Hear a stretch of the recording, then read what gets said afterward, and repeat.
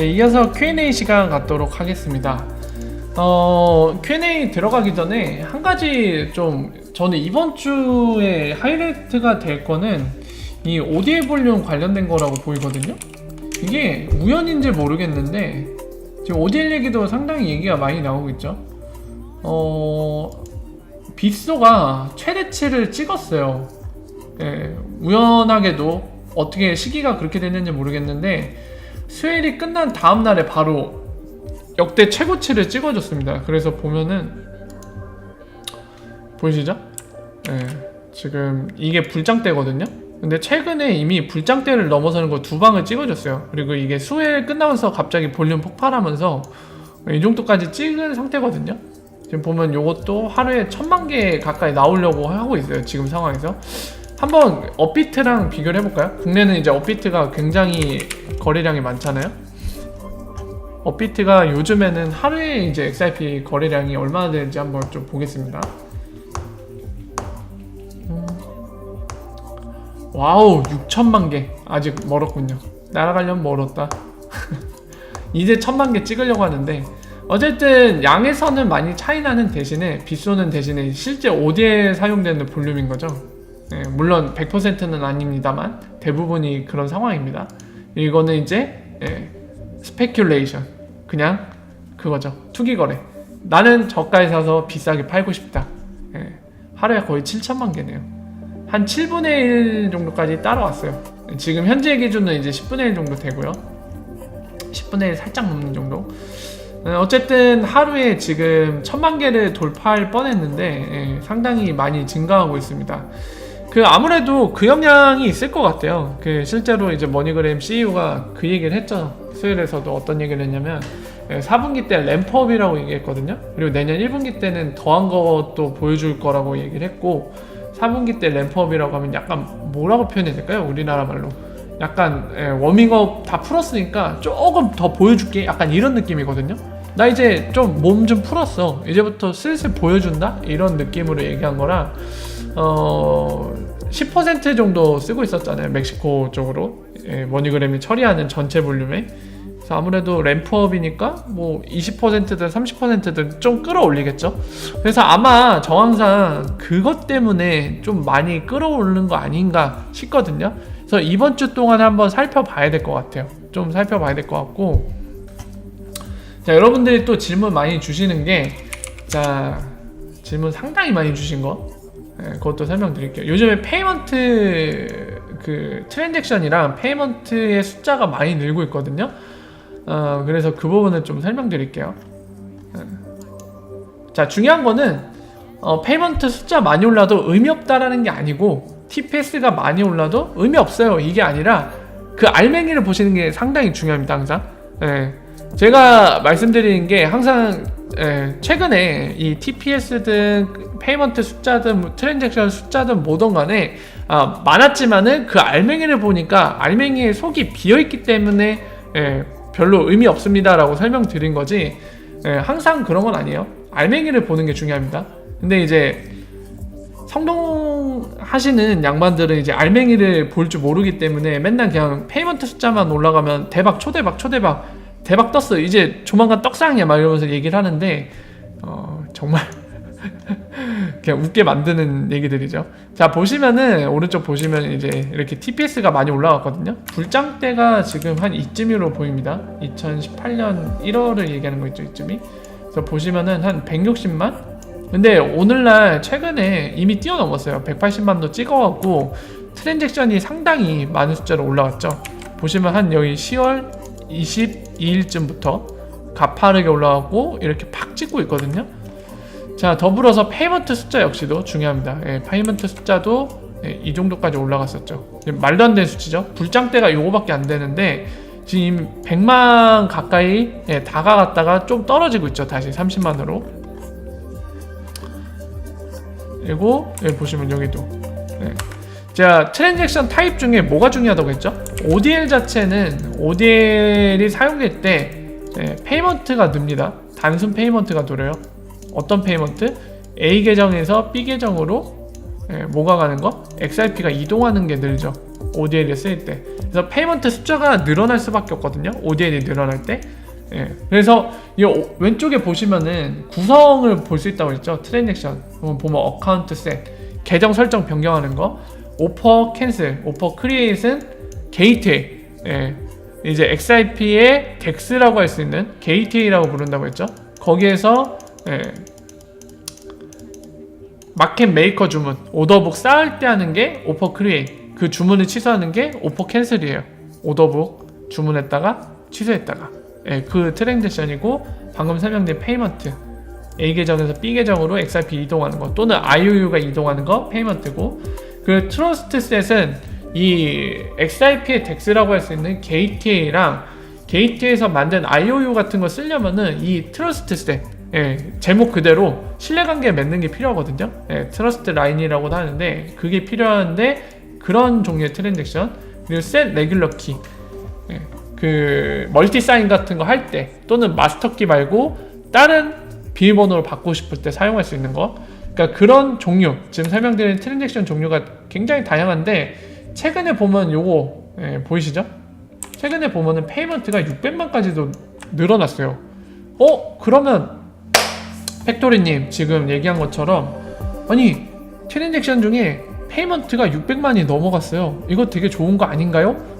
이렇게 보실 수 있는데, 대충 확인해 보니까 안타깝게도 아까 설명드린 ODL이 쓰였을 때 A에서 B 계정으로 XRP가 이동하는 트랜잭션이 페이먼트가 늘어난다고 했죠. 근데 확인해 보니까 이게 아니었어요. 보여드릴게요. 저게 왜 늘어났냐면, 좀 아깝죠. 저게 늘어났으면 참 좋을 뻔했는데, 그게 아니라 누가 정확한 이유는 알 수 없지만 정말 쓰잘데기 없는, 필요 없는 트랜잭션을 많이 발생시켰어요. 그거를 보여드릴게요. 리플 데이터 API를 보면 된다고 했죠. 여기서 스테이츠를 보면 돼요. 스테이츠 요거 여기 있다. 데일리 리포트를 봐도 될 것 같은데, 이거 볼까요? 이거 보죠. 타임 여기서 복사해갖고, 어머나, 왜 복사가 안 돼? 자, 이거를 복사해서 약간만 수정할게요. 트랜잭션이 많았을 때 한 11월 8일 정도 할까요? 8일 정도 합시다. 이거 엑셀로 정리할 필요도 없어요. 대충 보시면은 바로 딱 윤곽이 보이기 때문에 보여드릴게요. 그냥 그렇게. 자, 여기다가 퍼블릭 블록체인이기 때문에 이런 식으로 이제 쿼리를 하면은 그 데이터들이 뽑혀요. 그래서 지금 여러분들께 보여드리려는 건 실제 데이터거든요. XRP 레저에. 좀 느리네요. 왜 이렇게 느리지? 나왔다. 보이시죠? 지금 보시는 게 11월 8일 거의 데이터거든요.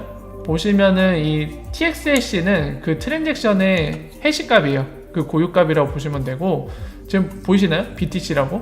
BTC. 이슈어는 누구죠? 얘가 지금 발행한 거예요. 얘가 그러니까 게이트 역할을 하는 친구입니다. IOU 형태로 비트코인을 발행한 건데, 여기 보이시죠? 수량 0.1, 0.1, 0.1, 0.1 얼마 해갖고 샌드 리시버 반복하시는 거 보이죠? 페이먼트 숫자 왜 늘었다? 요것 때문에. 아무 의미도 없이 이거 IOU 형태로, IOU로 그냥 만들 수 있어요. 그러니까 예를 들면은 제 계정 A가 있는데, 여러분들 중에 한 분이 저한테 B 계정을 들고 와갖고, 자, B님 저랑 트러스트 라인을 맺어줘요. 그럼 제가 IOU를 만들어갖고, 예를 들어 비트코인 1억 개를 발행을 해요. 1억 개 발행해갖고 B님한테 다 선물 드릴 수 있어요. 그럼 B 계정에 BTC 1억 개라고 표기되면서 보이기는 합니다. 근데 이런 거 속으시면 안 됩니다. XRP 레저에 있는 XRP를 제외한 모든 거는 다 수표예요. 다 수표입니다. 이 BTC, 이 계정이 발행한 수표예요. 그러니까 이 BTC를 진짜 BTC로 받고 싶으면 이걸 발행한 얘한테, 야, 내가 지금 1BTC 네가 발행한 거 갖고 있으니까 BTC로 내놔. 진짜 BTC 내놔. 이거를 청구해서 리듬을 받을 수 있어야 되는데, 얘가 배째한다? 그건 못 받는 거예요. 아무 의미도 없는 거예요. 자, 여러분들한테 체감이 되는 비유를 드릴게요. 여러분들 친구가 옆에 있는 직장 동료든 가족이든 누가 됐던 간에 백제를 들고 입니다. A4 용지를 들고 와갖고, 아, 내가 너를 정말 좋아해갖고 내가 너한테 선심 좀 쓸게. 자, 100억 백지 수표 하나 만들어서 주마. 100억 수표. 그 옆에 사람이 거기다가 100억 적고 발행자 나 해갖고 줘요. 자, 그거 들고 여러분들 어디 가갖고 쓸 수 있습니까? 못 쓰죠. 그거 들고 갔다가 뭐 결제해주세요, 100억 현금으로 바꿔주세요 이 난리 피우면은 당장 경찰에 체포됩니다. 그거랑 똑같은 상황이에요 지금 요게. 이해되시죠? 그래서 요 지금 이 발행자가 왜 이 짓거리를 하고 있는지 모르겠는데 요거를 소량을 왔다 갔다 하고 있어요. 지가 발행한 비트코인을 그냥 이유 없이 왔다 갔다 시켜갖고 저 페이먼트 숫자를 늘린 거예요. 그래서 5대1 때문에 는 게 아니다, 그렇기 때문에 의미가 없는 거다 라고 정리가 가능합니다. 좀 아쉽죠? 뭔가 사람들 기대하게 만들었는데 왜 이런 짓거리를 했는지는 모르겠지만 뭐 디도스 테스트였을 수도 있어요. XRP 레저가 얼마나 이런 트랜잭션이 짧은 기간 내에 많이 발생했을 때 이 네트워크가 견딜 수 있느냐, 이런 목적을 테스트하기 했을 수도 있거든요. 뭐 어쨌든 간에 전혀 쓸모없는 ODL과 관련된 게 아니었습니다. 그래서 질문이 상당히 많이 들어왔던 이 부분도 이렇게 설명을 드릴 수 있을 것 같습니다. 이거 관련해서는 제가 좀 약간 뭐라고 해야 될까요? 좀 뭐랄까 신경이 쓰이는 부분이 있었는데, 아무래도 제가 보수적인 건 맞아요. 보수적이고 약간 신중한 접근하는 스타일은 맞는데 어떤 소식이든지 무조건 아무 의미 없다고 얘기하는 건 아닙니다. 저는 항상 중요한 거는 알맹이를 확인하고 의미가 있으면 여러분들과 같이 공유를 하고 전달하고 설명을 드리고요. 근데 알맹이를 봤는데 빈 껍데기다 지금처럼, 그럼 이제 그걸 보고 의미 없는 소식이라고 얘기를 하는 거죠. 그래서 그 점을 좀 참고해 주세요. 아무래도 제가 약간 희망회로 좋아하시는 분들한테는 약간 반감이 생기나 봐요. 아무래도 저한테. 그러니까 약간 이런 거는 어떻게 보면 희망적인 그런 뭐라 해야 될까요? 시그니처? 이런 시그널로 볼 수 있는데, 이제 그런 시그널로 봤는데 제가 알맹이를 까보고 나서 이거 알맹이가 없네요, 아무 소식도 아닙니다, 이렇게 얘기하는 게 약간 거부감이 많이 드시는 것 같아요. 아무래도 그래도 제가 뭐 희망회로 깨고자 하는 건 아니고 많은 분들께 정확한 소식을 전달해 드리고자, 그리고 여러분들이 이런 가짜 소식에 속지 않고 정확한 정보들, 이 정보화 시대에는 정보가 가장 중요한 파워잖아요. 여러분들이 정확히 XRP, 레저와 그리고 리프사의 비즈니스 이해하실 수 있도록 정확한 정보를 전달하고 설명드리는 게 제 목적이기 때문에, 그런 목적이기 때문에 이런 것들을 아무래도 알맹이 까다 보면은 원하지 않는 그런 결과가 나올 때도 있는데요. 그런 점은 제가 뭐라 해야 될까요? 본의를 좀 감안을 해주시면 감사하겠습니다. 희망회로 간판 깨는 사람은 아니에요. 저도 희망회로를 좋아합니다.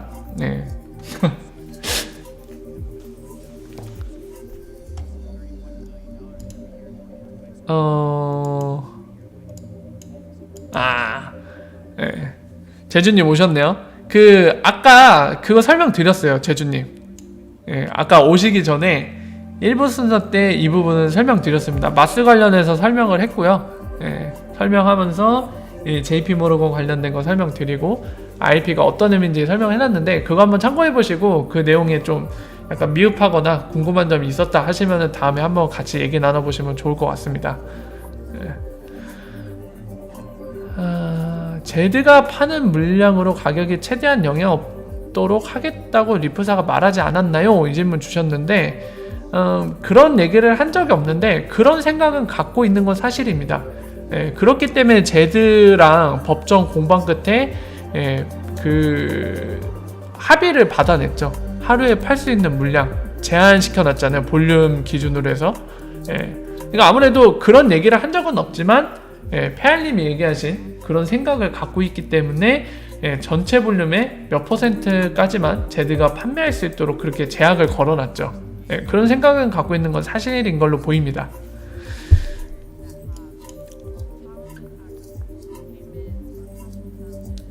상성전자요? 이상실현님 오랜만입니다. 어서오세요. 반갑습니다. 상성전자요? 네이버 필라델피아 반도체 지수. 네, 말을 한 건 아니에요. 근데 분명하게도 구떼이님이 얘기하신 대로 그런 생각은 분명하게 갖고 있는 건 사실입니다. 네, 방금 설명드린 것처럼 제대 판매량은 제한시켜 놓은 거는 그렇게 해놓으면은 아무래도 시장 충격이 적거나 또는 거의 없다고 판단하니까 그렇게 제약을 걸었겠죠. 그런 생각을 갖고 있는 거는 사실입니다. 삼성전자 얘기하신 것 같았어요.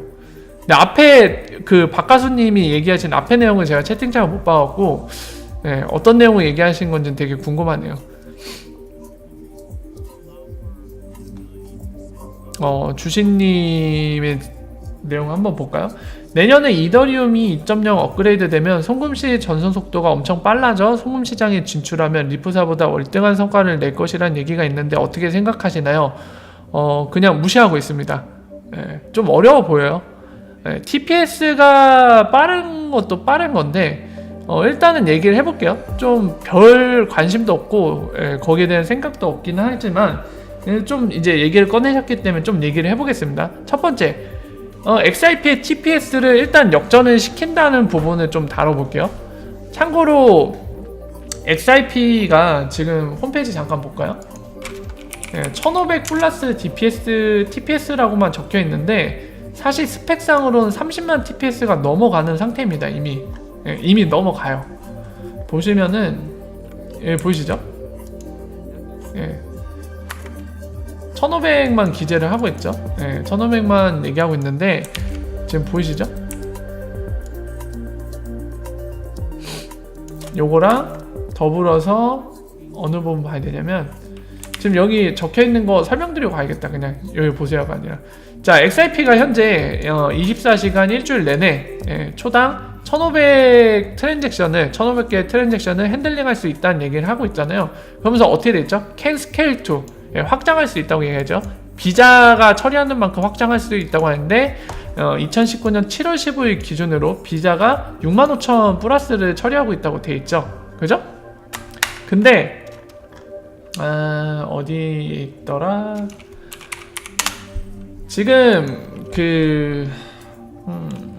TPS 치면 나오나?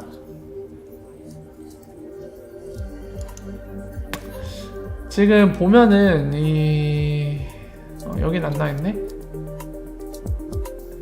이 XIP 페이먼트 채널 쓸 때 그 암호 방식이 있거든요. 어디 가야 나오나? 그게 30만 이상까지 끌어올릴 수 있습니다. 지금은 이제 그만큼 필요하지 않아서 기재를 안 해놓고 있는데 어디 있으려나. 이거 홈페이지를 좀 개선을 해갖고 제가 못 찾겠네요. 예전 거는 금방 찾을 수 있는데 바꿔놔갖고 이 양반들이 지금 뭐 찾는데 시간을 소비하지 않고 원한다면 이제 나중에 찾아서 제가 보여드릴게요. 뭘 말씀드린 거냐면 일단은 XIP 레저라는 블록체인에 사용된 암호 방식이 있습니다. 근데 그 암호 방식이 실제로 이런 컨센서스 방식과 결합을 해갖고 30만 TPS까지도 찍을 수 있어요. 다만 현재로서는 그게 의미가 없기 때문에 기재를 안 하고 있을 뿐이거든요. 아까 보신 것처럼 스케일 확장은 30만까지 가능한 상태 이미. 그래서 제가 말씀드린 건 뭐냐면 이더리움 2.0이 되면은 TPS가 얼마 되는지 모르겠는데 뭐 30만 넘을 수 있을까요? 자, 일단 넘는다고 가정하고 얘기해 보겠습니다. 주심이 얘기한 거. 자, 그럼 TPS만 빠르면 다냐? 당연 그건 아니겠죠. 이미 IMF 국제통화기구라던가 각국에 있는 중앙은행들 리프사가 밝히기로는 40-50개 이상이 이미 리프사 일을 하고 있고, 지난번에 보여드렸습니다만 오세아니아 쪽 호주 오른쪽 부근에 있는 섬나라 몇 군데 중앙은행은 이미 리프사 솔루션 채택을 했죠. 그래서 IMF 그 컨퍼런스 때 이미 설명한 게 있습니다. 작년 11월에. 그리고 영국 같은 경우 보시면은 이미 IIP 사용해서 POC 테스트도 끝냈고요. 물론 이제 IP를 확정적으로 쓰는 그런 본인들의 네트워크를 출시한 건 아니지만 지금 그 연구를 진행하고 있죠. 더불어서 유럽중앙은행과 이거 보면서 하는 게 좋겠죠. 여전히 말로 하는 것보다. 자, 보여드릴게요. ECB야. 그리고 일본 중앙은행. 갑자기 왜 머리가 멍해지지? 일본 중앙은행 뭐라고 쓸까요? 줄여서 얘기할 것 같은데. JCB라고 하려나요? 네, JCB라고 할 것 같기도 하고 IPA 저거면 바로 나와요. 네. IPA? IPA는 뭐야? 이렇게 해서 안 나오네? 왜 안 나오지? 리포트라고 하면 나오려나요? 이 친구들이 안 나올 리가 없는데?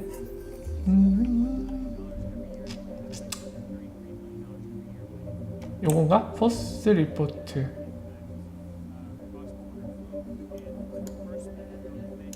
요건가요? BOJ 맞아. 뱅크 오브 재팬. 머리가 나갔어요. 망했어요. 요즘에 머리가 나빠진 게 느껴져요. 서드 리포트. 감사합니다. 이종란님이 제발 안 해줬으면 뻘짓하고 있었겠다. 망했어요. 머리가 아주 박살났나봐요. 보시면은 지금 이제 유럽중앙은행과 뱅크 오브 재팬, 바로 일본 중앙은행이 함께 협력해서 이 DLT 연구를 하고 있거든요.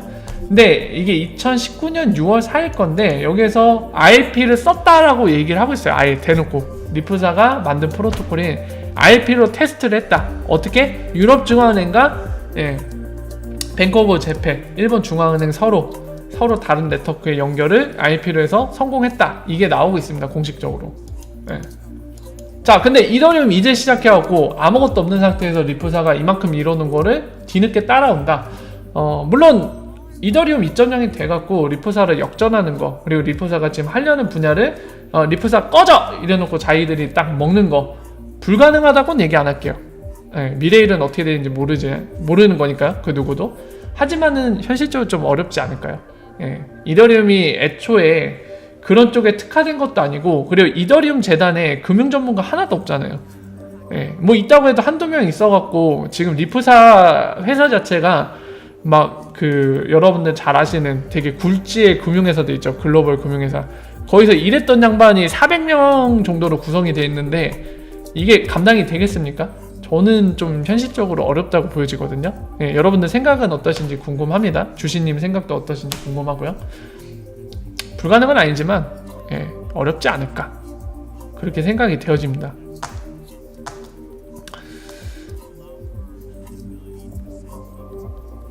이더 무제한이요? 이더리움 관심이 없어서 모르겠어요. 무제한 발행이 가능한지.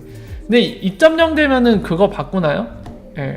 마이닝이 아니라 스테이크 방식으로 바꾸나요? 지분증명으로, POS로? 그거 맨날 바꾼다고 하는데 아직도 못 바꾸고 있는데 이번엔 바뀌는지 되게 궁금하네요. 아, 그래요? 제안했는데 안 받아줬다. 거기도 참 힘드네요.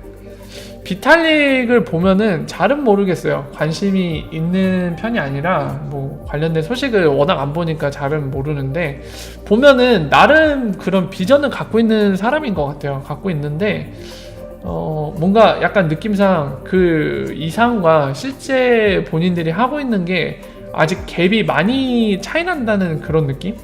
그 이상을 따라가기에는 아직 갈 길이 먼 느낌? 그런 느낌이 좀 나긴 하거든요. 뭐 근데 잘 됐으면 좋겠어요. 그쪽도 뭔가 이 지금 현재 존재하지 않는 그런 부분에 있어서 본인들이 꿈꾸는 것들을 좀 만들고 싶어하는, 약간 꿈을 꾸고 있는 그런 느낌은 많이 나거든요. 뭔가 헌신했으면 좋겠어요. 그 친구들도.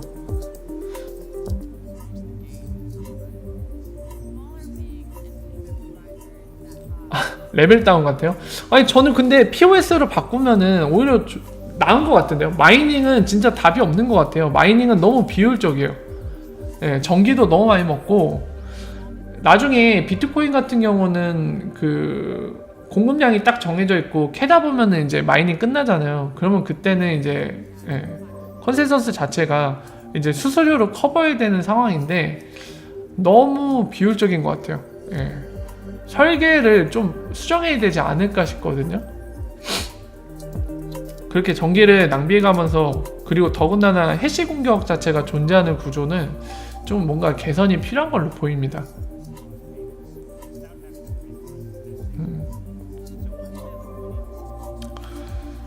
코디우스 얘기가 나와서 이제 좀 얘기를 드리는데요. 코디우스는 내년에 등장할 가능성이 높은 것 같아요. 올해 안에 이미 접혔고, 코디우스 자체도 이미 이제 코회사가 공개한 부분 있죠, 여러분들. 네, 한번 또 보여드릴게요. 이 부분 또 은근히 모르시는 분들 많아갖고 확실히 보여드리고 가겠습니다. 얘네가 은근슬쩍 이 뭐라 해야 될까요? 장난기가 많아요. 아무래도 약간 IT 쪽 개발자 출신들이 있다 보니까 굉장히 장난기가 많거든요. 그러니까 이스터에그라고 뭔가 약간 숨겨놓는 걸 좋아하는데, 지금 보면 코디우스 공식 홈페이지거든요. 보면은 주석으로 이런 문구를 숨겨놨어요. 여기 써있죠. 뭐라고 써있죠? 코디우스는 리프 사이에 사용될 것이다, 사용된다 라고 써있죠. 리플랩스 어디에? 뱅킹과 엔터프라이즈 인테그레이션, 그런 금융기관 또는 엔터프라이즈, 뭐 기업이 대상이 될 수도 있겠죠. 통합할 때 코디우스가 사용될 거라고 얘기되어 있는데, 여기에다 어떤 용도로 쓰이는지 여기 적혀 있잖아요. 보이시죠? 여기다 주석으로, 화면에는 표시 안 되지만 주석으로 박아놨죠. 그래서 지금 은행이 아직 쓰는 데가 지난번에 인터뱅크라고 페루에 있는 은행 빼곤 없잖아요. 근데 그것도 ODA를 쓰는 것 뿐이지, 뭐 XRP 레저의 뭐 페이먼트 채널, 에스크로 이런 기능들 활용해서 스마트 컨트랙트 쓰는 건 아니죠. 그러니까 그것까지 쓰는 날이 와야지 코디우스가 필요해지는 날이 오는데, 지금 상황은 코디우스가 필요하지 않은 상황이기 때문에 아무래도 내년에나 나올 거고, 빠르면 내년에 나올 수 있을지 없을지도 모르겠지만 우리 입장에서는 코디우스가 빨리 등장하면 등장할수록 우리가 원하는 시기가 빨리 다가온다는 의미와도 같기 때문에 코디우스가 최대한 빨리 등장하는 게 좋긴 합니다. 저희 입장에서는. 코디우스가 필요하지 않는 상황, 그건 아직 갈 길이 멀다는 거거든요. 빨리 등장할수록 저희한테 좋기는 해요. 근데 일단은 웹 모네타이제이션 다음 순위로 밀려있는 상황이죠. 지금 코회사는 웹 모네타이제이션에 완전 집중하고 있거든요. 그래서 내년에 나오면 빠른 거고, 어쩌면은 내후년이 될 수도 있습니다.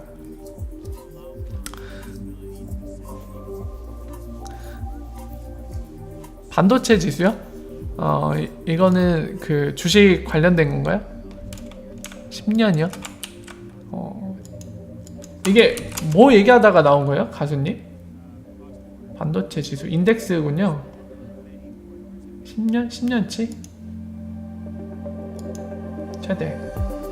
이렇게 상승했다고? 최대가 지금 역사 10년을 못 넘는 것 같네요. 2014년에 인덱스가 시작한 것 같은데, 처음에는 526, 지금은 1736, 거의 3배 올랐네요. 5년 정도 지나가.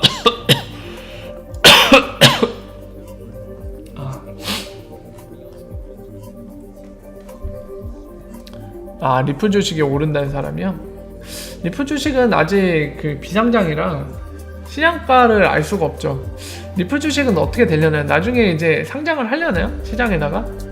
할지 안 할지 모르겠는데, 되게 궁금합니다. 리프사라는 회사도 어떻게 될지 되게 궁금하고요. 루멘 얘기 나오는데, 홍종선님, 루멘 500억 개 소각한 거면 주식 인정한 거 아닌가 하시는데, 저는 개인적으로는 모르겠어요. 그 행위 자체를 주식으로 봐야 될지 아닐지는 모르겠는데, 확실한 거는 그 행위가 걸릴 수도 있다는 거죠. SEC한테.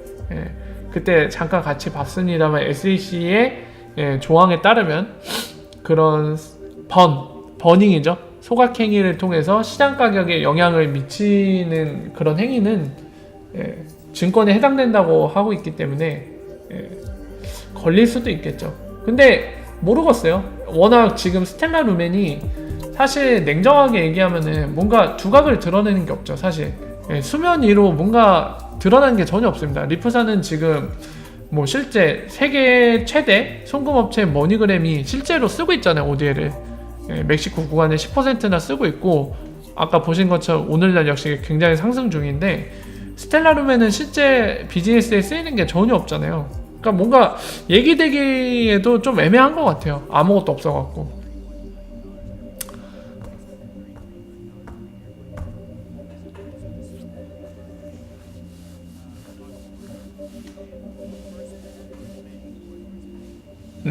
그걸 얘기하신 거군요, 가수님.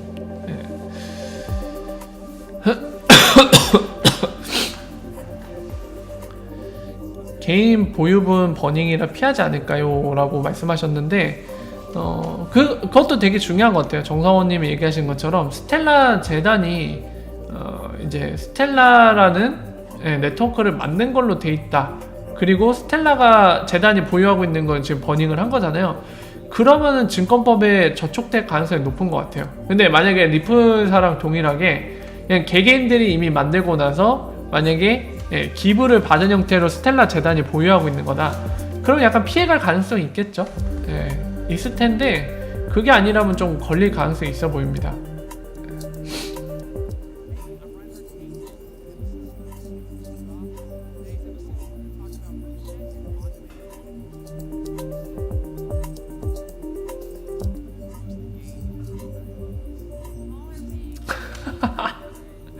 훅드로님이 그 얘기 하셨는데 사탄이 되어 얘기하면 리플의 가장 호재는 제드의 심장마비일 듯 말씀해 주시는데요. 근데 그런 일이 발생해도 어려운 게 그 제드의 재산을 상속할 사람이 2명이나 있어요. 제드 자식도 있고 제드의 아내가 살아있거든요. 제드 뭐 죽는다 쳐도 어차피 다 상속을 받기 때문에 계속 팔겠죠. 그거는 변함이 없을 것 같습니다. 그러니까 그 가족이 상속자가 없을 만큼 다 이제 하늘나라로 가면 또 모르겠는데 그게 아니면은 사실 이제 누군가에게 계속 팔릴 물량이죠. 악성이죠, 진짜.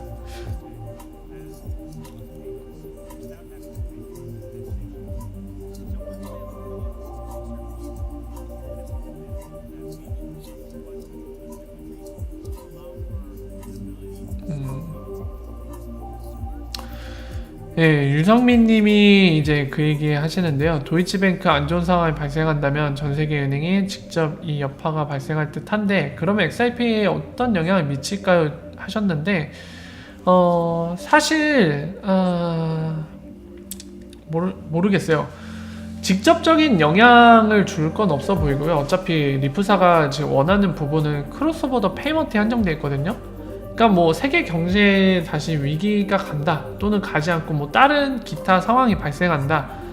근데 중요한 맹점은 거기 있는 것 같습니다. 요점은 어떠한 상황이 발생하든 그게 뭐 글로벌 경제 위기든 뭐든 간에 이제 크로스보더 페이먼트가 양이 늘어나느냐 줄어드느냐에 따라 다르거든요.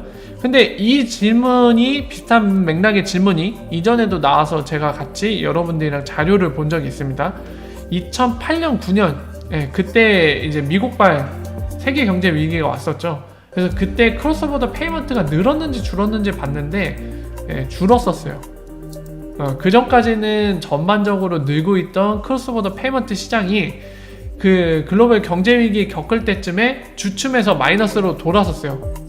감소 추세로 바뀌었다가 글로벌 경제 위기가 풀리고 나니까 다시 증가 추세로 바뀌어서 쭉 올라왔거든요. 그래서 예전에 그런 통계 데이터를 감안할 때는 글로벌 경제 위기 왔을 때는 아무래도 또 줄어들지 않을까. 전반적으로 세계 경제가 위축되다 보니까 돈을 안 푸는 것 같아요. 다들 돈이 순환이 안 되니까 크로스보더 페이먼트 시장 역시도 약간 규모가 줄어드는 것 같습니다. 그런 거를 좀 고려해 보시면 될 것 같아요.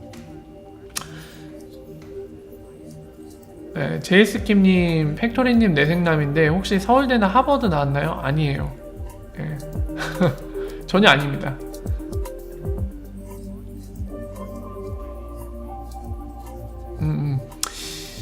이상시련님 말씀대로 IMF 때 정리되고 살아남은 은행, 분권화돼서 송금업체가 더 성장할 수도 있죠. 그렇게 될 수도 있어요. 미래일은 정말 알 수가 없죠. 어떻게 될지. 예전에는 확실히 줄긴 했었는데 미국발 경제위기 때 이제 경제위기가 또 등장했을 때 그때랑 똑같아질까? 반드시 그렇지 않을 수도 있거든요. 되게 복합적인 요인에 의해 결정되는 거기 때문에 이상시련님이 말씀한 대로 오히려 그렇게 될 수도 있겠죠.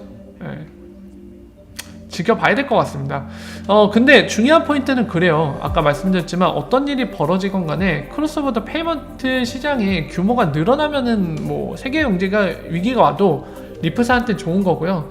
그리고 이 세계 경제 위기랑 관련된 게 지금 뭐 영국 중앙은행장도 마크 케니도 얘기하고 다른 IMF 총재도 계속 얘기했죠. 레가르드 의장 있을 때도.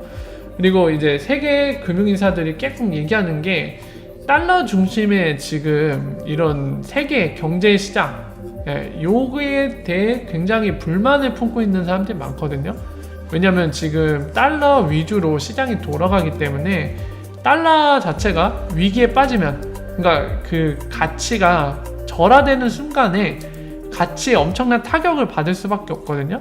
그러니까 이런 위기 체제로 가는 게 아니라 아무래도 뭔가 제3의 그런 중심 재편이 필요하지 않느냐, 이 요구가 굉장히 얘기가 많이 나오고 있습니다. 실제로 리프사가 작년 말에 그 스위스에서 열렸던 국제 통화 시스템 관련된 컨퍼런스에서 리프 CEO 발표하면서 그때 받았던 질문도 그거죠. 리퀴디티 문제 해결할 수 있냐? 달러가 아닌 다른 걸로, 그러니까 네가 얘기하는 엑셀페이 같다 했을 때 해결할 수 있느냐, 이 질문도 받았을 만큼, 그리고 다른 중요한 거물급 경제 인사들, 이런 사람들이 왔을 때 항상 논의되는 게 리퀴디티거든요. 그리고 지금 얘기드렸던 국제 통화제도 관련된 거, 그건데 만약에 또 미국 때문에 또 경제 위기가 한 번 또 온다, 그러면은 그 논의가 좀 더 촉진될 수도 있겠죠. 그러면서 이제 XRP 브릿지 커런시라는 거 활용해서 지금 이 달러 중심으로 형성되어 있는 유동성을 좀 바꾸자, 체질 자체를 바꾸자, 이런 상황이 될 수도 있겠죠, 어쩌면. 그러니까 우리가 행복해하는 그림으로 갈 때는 이런 식의 흐름도 형성되면은 우리한테 되게 좋은 일이겠죠. XRP가 성공하는 데 더 도움이 되기 때문에 뭐 여러 가지 시나리오 생각해 볼 수 있는데, 어쨌든 간에 중요한 거는 미래일이라 섣불리 예측하기 힘들다는 거, 그 점이 아닐까 싶어요. 궁 고구마대 꼬운대 궁디대. 아 진짜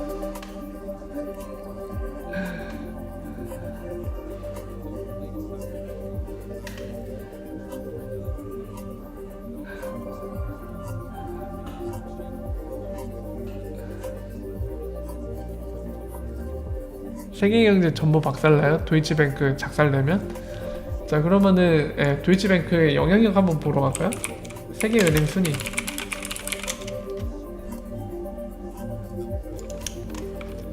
역시 우리나라 자료에는 없으니까 월드뱅크 랭크로 가볼게요. 랭킹 2019. 자 여기 20위권 안에 자산 규모가 들어가는지 봅시다. 얼마나 자산을 운영하고 있나. 빠밤빰빰 빰빰. 도이치가 도걸 어떻게 쓰죠? 이건가? 15등은 하네요. 그래도 자산 규모로는 15등 합니다. 도이치뱅크 15등이 망하면 산탄데르 16등이네. 자 15등이 파산하면은 세계경제 휘청. 뭐 섣불리 얘기하기 힘드네요. 만약에 되게 서로 약간 연쇄줄처럼 체인처럼 엮여 있으면은 뭐 그럴 수도 있다고 보는데요. 연쇄부도가 나면. 그러니까 어차피 그 2009년쯤에 있었던 그 미국 경제위기도 사실 연쇄부도거든요. 부도가 났는데 이제 거기에 묶여 있는 애들이 연쇄로 부도 나갔고 다 같이 쫄딱 그거죠. 그러니까 실제 존재하지도 않는 도인데 너무 뻥튀기가 돼 있어갖고 그게 이제 연쇄부도 나면서 이제 수면 위로 올라오게 된 건데, 뭐 그런 식의 일이 벌어질 수 있다고 하면 도이치뱅크와 관련된 것들이 이제 얘네가 부도 나면서 연쇄로 부도 날 수도 있다. 그럼 뭐 가능할 수도 있는데 뭐 그런 데이터를 우리가 확인할 수는 없으니까 뭐라고 얘기하기 좀 힘드네요. 어쨌든 간에 도이치뱅크는 자산 규모로는 15등입니다. 7경이 빚이에요? 타노스 형 스냅 날리셔야 되나? 그쵸. 주시님 얘기한 게 맞아요. 중요한 거는 연쇄부도 나냐 안 나냐예요. 참 재밌는 거죠. 금융 시스템이라는 게 양날의 검이에요. 신용 때문에 편리한 점도 있는데 이놈의 신용 거래 때문에 그 경제 위기가 올 수도 있다는 거. 연쇄부도 땅땅땅땅 나면서 막 10단 콤보 100단 콤보 나오면서 그냥 다 같이 훌라당 주저앉는 경우. 되게 웃긴 거죠, 신용 거래라는 게.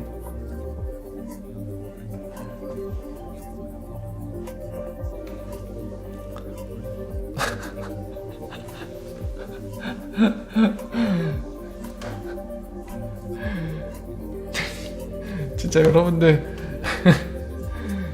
여유가 넘치세요, 확실히. 대단하십니다. 혹시 지금 오신 분들 중에 오늘 나는 빼빼로를 받았다 하시는 분 계신가요? 좀 간접적으로 체험이라도 해봅시다. 저는 뭐 빼빼로 빼짜도 오늘 못 들어봐갖고. 비엔나 소세지요? 소세지? 스고이.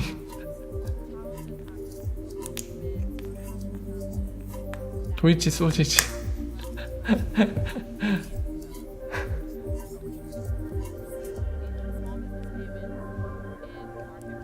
그쵸.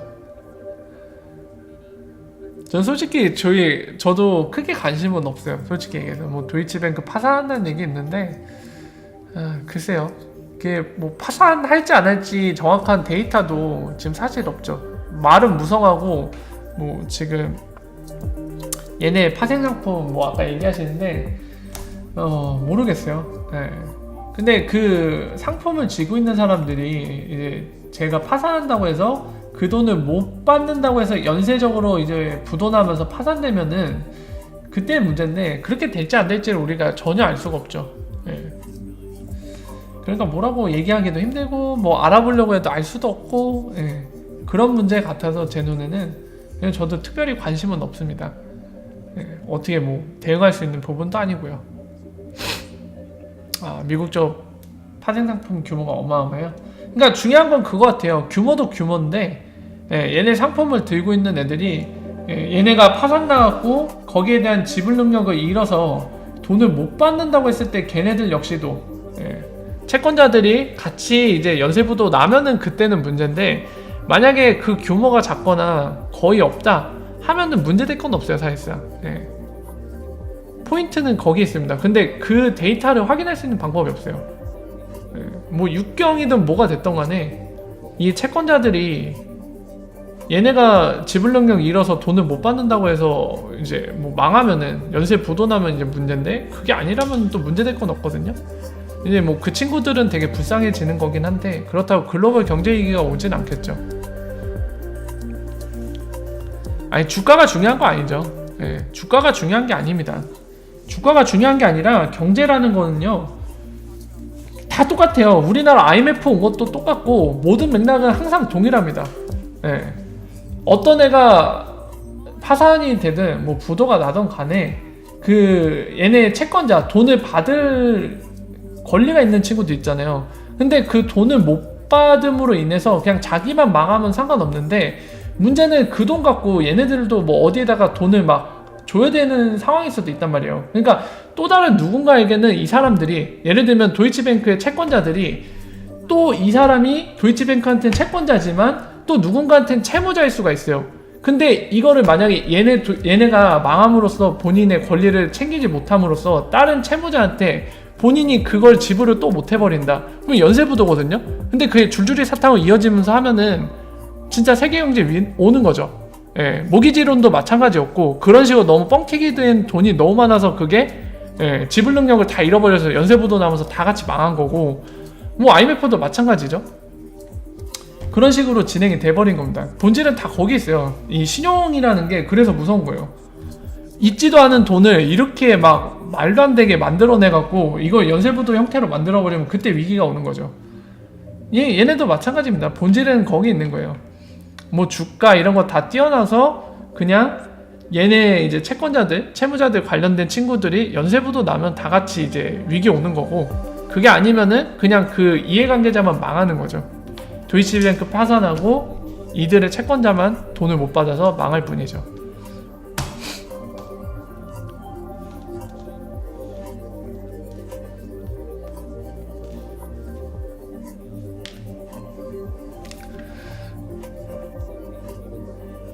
연쇄부도나무 암호화폐가 흥하나요? 저는 모르겠어요 솔직히.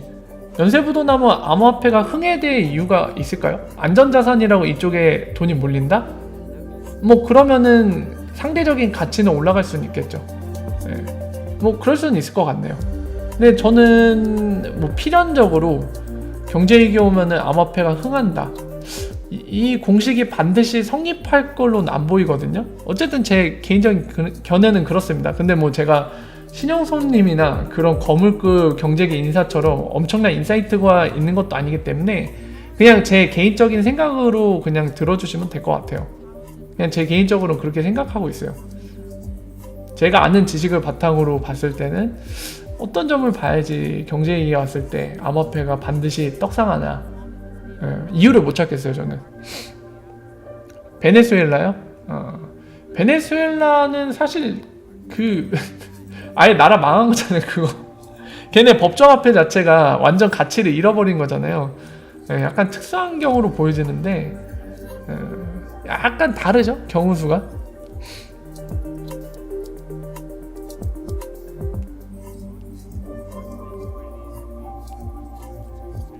마이크로 페이먼트, 그죠? 그거 반드시 필요합니다. 마이크로 페이먼트는. 그게 진짜 뭐 지금 여러 가지 얘기 별게 다 나오고 있는데 어쨌든 간에 지금으로서 저도 그 부분은 동의해요. 결국에는 뭐 리프사가 성공해서 되던 간에 뭐가 됐던 간에 결국엔 마이크로 페이먼트 될 겁니다. 결국에 돈도 그렇게 처리가 돼야 되죠. 그게 맞는 것 같아요. 지금 현재는 너무 비용이 너무 많이 되고 마이크로 페이먼트가 돼서 신용 문제도 어느 정도 해결되고 동시에 돈이 리얼타임으로 움직일 수 있는 세상, 그 답은 마이크로 페이먼트에 있는 것 같아요.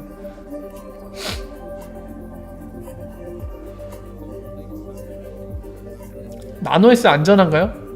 그거는 바비님이 그 나노S 만든 회사에 한번 질문을 해보시는 게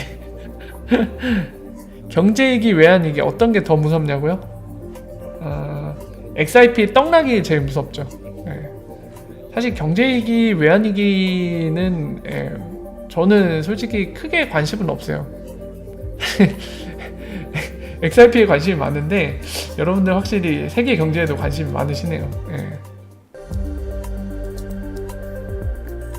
IMF 소로서 작품인 것 같다. 뭐 그럴 수도 있죠.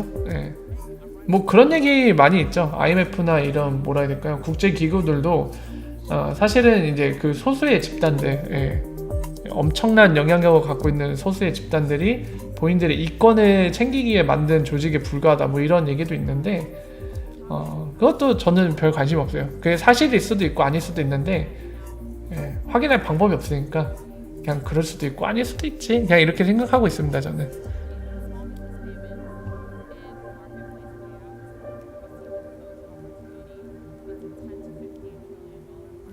저도 윤님이 얘기한 것처럼 갤럭시 암호화폐 지갑에 빨리 추가되면 좋겠어요. XRP 진짜 스마트폰에다가 이제 그거 이용해갖고 보관할 텐데 언제 추가되려나. 네, 김현님 월바 좋은 밤 되세요. 슬슬 마무리 지어야죠. 자정인 것 같은데 오늘도 막 잠깐 얘기한 것 같은데 1시간 반이나 얘기했네 벌써. 와우. 고정환율제요? 와, 고정환율제 제일 안 좋은 건데. 중국이 항상 환율 조작을 열심히 하고 계신데 상당히 지금 미국이나 유럽 국가들이 싫어하고 있죠. 너무 조작질을 해갖고 XIP 브릿지 커런시 세계가 열리면은 그게 좋은 점인 것 같아요. 환율 조작이 힘들어집니다. 정말 힘들어져요. 그 구조 자체가. XIP가 장점으로 갖는 것 중에 하나가 그거예요. 진짜 시장의 수요와 공급에 의한 가격 형성이 되기 때문에 모든 페어가 XIP가 세상의 중심으로 자리 잡는다면, 월드 브릿지 커런시가 된다면 우리도 해피해지고 세계 경제의 많은 문제들도 해결되고, 야, 이보다 좋을 수가 없는데 당장 IMF는 XIP를 모든 회원국들한테 강요시켜서 브릿지 커런시로 스탠다드로 지정할 수 있도록 하면 참 좋겠다. 고정환율제 가면은 XIP가 원하는 그림이랑 좀 다르죠. 고정환율제 되면은 오늘날의 금융 문제들 많은 것들이 해결될 거예요. XIP 아니어도. 그러니까 중국이 참 나쁜 놈인데 중국은 진짜 싫다. 왠지 싫다.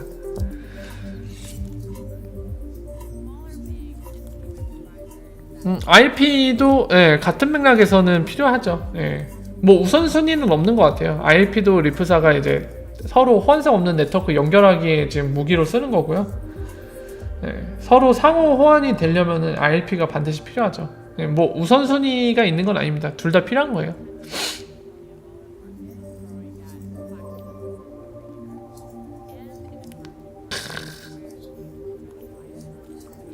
자, 어쨌든 여러분들 시간이 많이 된 관계로 오늘은 좀 마무리할까 하는데요.